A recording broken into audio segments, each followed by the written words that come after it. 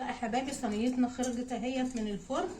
هنسقيها بقى الشربات كوبايه ونص سكر على كوبايتين ميه.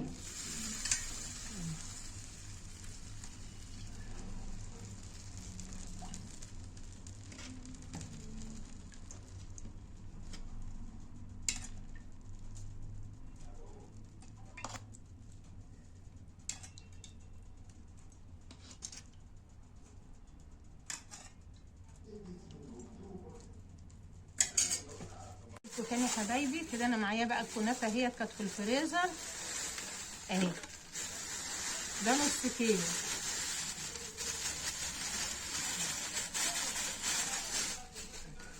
هفرفته بقى ايه كويس كده، خليه ناعم خالص.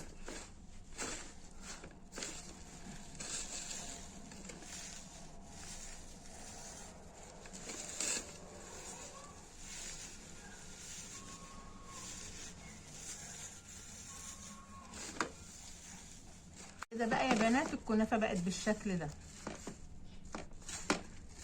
نعمت معايا خالص. بعد كده بقى هجيب السمنه بتاعتي،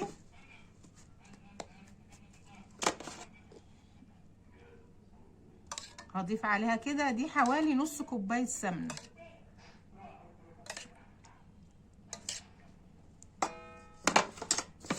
هنقلبها ايه مع بعض كده، السمنه مع الكنافه كويس كده قوي.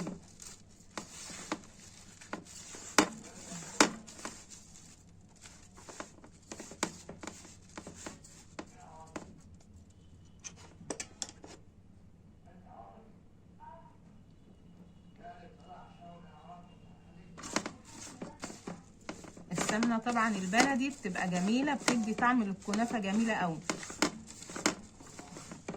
بندمجها بقى كويس كده مع الكنافه.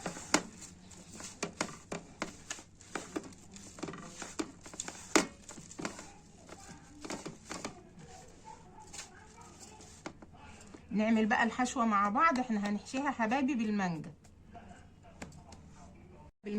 اهي المانجا دي انا كنت مفرزاها، حطها في الفريزر اهي، طلعتها وعملتها في الخلاط. هنعملها بقى ايه مهلبيه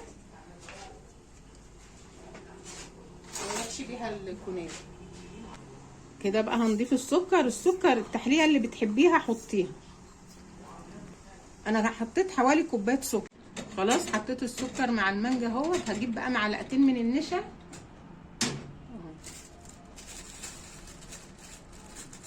معلقتين كبار كده من النشا اهو.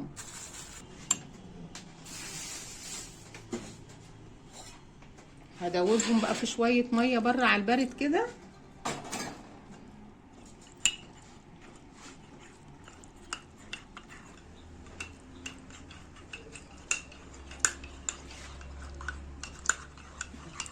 خلاص دوبتهم بقى كويس. هضيفهم ايه على المانجا.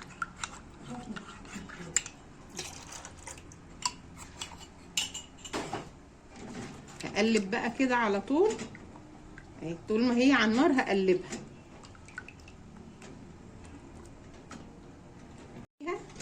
اهي لحد ما تشكل معايا اهي. هي داخله كده على السوا خلاص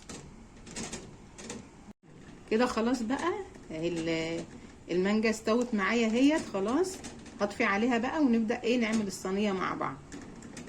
كده بقى هبدا احط الكنافه اهيت في الصينيه بتاعتي.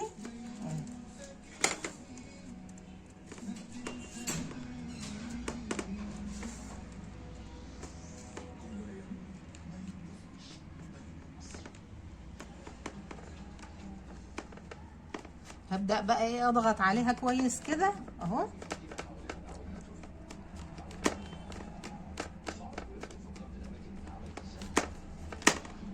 خلاص بقى بعد ما حطينا نص الكنافه كده وضغطنا عليه كويس قوي، هبدأ احط الحشو بتاعتي بقى.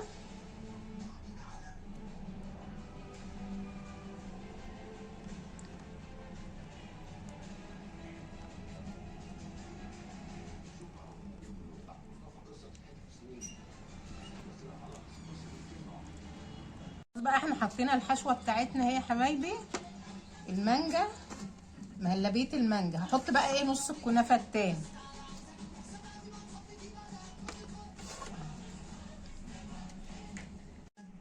كده خلاص بقى. انا حطيت نص الكنافه التاني اهو. كده انا هضغط بالراحه بقى علشان ايه الحشوه بس ايه ما تطلعش مني اهي. بنضغط بالراحه خالص اهو. اهي هدخلها الفرن على درجه حراره 180 ونخرجها مع بعض.